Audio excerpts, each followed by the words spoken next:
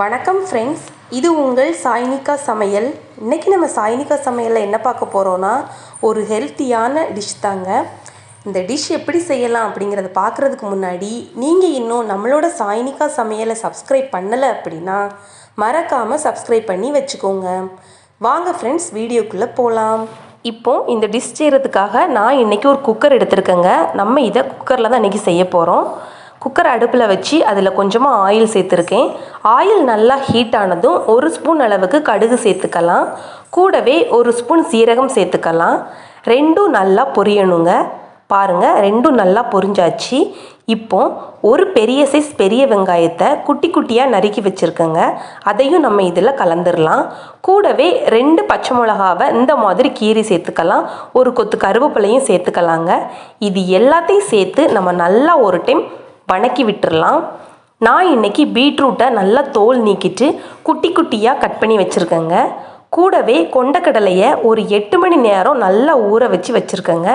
நான் இன்றைக்கி ஒயிட் கொண்டக்கடலை எடுத்திருக்கேன். நீங்கள் வேணும்னா பிளாக் கொண்டக்கடலை கூட யூஸ் பண்ணிக்கலாம். இப்போது நம்ம வெட்டி வச்சுருக்கிற பீட்ரூட்டையும் அந்த கொண்டக்கடலையும் இதில் சேர்த்துடலாம். நீங்கள் 8 மணி நேரம் ஊற வச்சாதாங்க கொண்டக்கடலை நல்லா வெந்து வரும். ஏன்னா நம்ம இதை மொத்தமாக தான் வேக வைக்க போகிறோம். தனியாக கொண்டக்கடலை வேக வச்சு நம்ம இதில் சேர்க்கறது இல்லை. இப்போது இதுக்கு தேவையான அளவுக்கு உப்பு சேர்த்துக்கலாம்.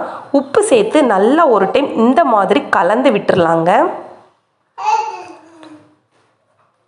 பாருங்கள், நல்லா ஒரு டைம் கலந்து விட்டாச்சு. இப்போ இது ஒரு 2 நிமிஷம் இந்த மாதிரி மூடியை மாற்றி போட்டு வேக வச்சுக்கலாம். அதுக்குள்ளே நம்ம மசாலா ரெடி பண்ணிடலாங்க. ஒரு மிக்ஸி ஜாரில் ஒரு வெங்காயம் சேர்த்துக்கலாம், பெரிய வெங்காயம். கூடவே ஒரு கைப்பிடி அளவுக்கு தேங்காய் சேர்த்து இந்த மாதிரி அரைச்சிட்டு வந்துடலாங்க. இப்போது நம்ம பீட்ரூட்டும் கொண்டக்கடலையும் ஓப்பன் பண்ணி பார்க்கலாம். அதுக்கு தேவையான அளவுக்கு காரத்துக்காக குழம்பு மிளகாய்த்தூள் நான் சேர்த்துருக்கேங்க. 2 ஸ்பூன் அளவுக்கு குழம்பு மிளகாய்த்தூள் சேர்த்து இந்த மாதிரி ஒரு டைம் கலந்து விட்டுடலாம். கூடவே நம்ம அரைச்சி வச்சுருக்கிற தேங்காய் பேஸ்ட்டையும் சேர்த்துக்கலாங்க. சேர்த்து ஒரு டைம் நல்லா கலந்து விட்டுடலாம். இப்போது இதுக்கு தேவையான அளவுக்கு தண்ணி வச்சிடலாங்க. தண்ணி அதிகமாக நம்ம வைக்க வேண்டாங்க. அந்த பீட்ரூட்டும் கொண்டக்கடலையும் மூழ்கிற அளவுக்கு வச்சா போதும், நல்லா வெந்து வந்துடும். கூடவே கொஞ்சமாக மஞ்சள் தூள் சேர்த்துக்கலாங்க.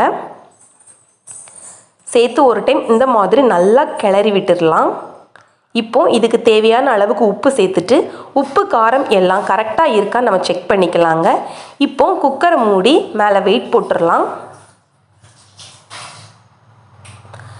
இது கரெக்டாக ஒரு 5 விசில் வரணுங்க.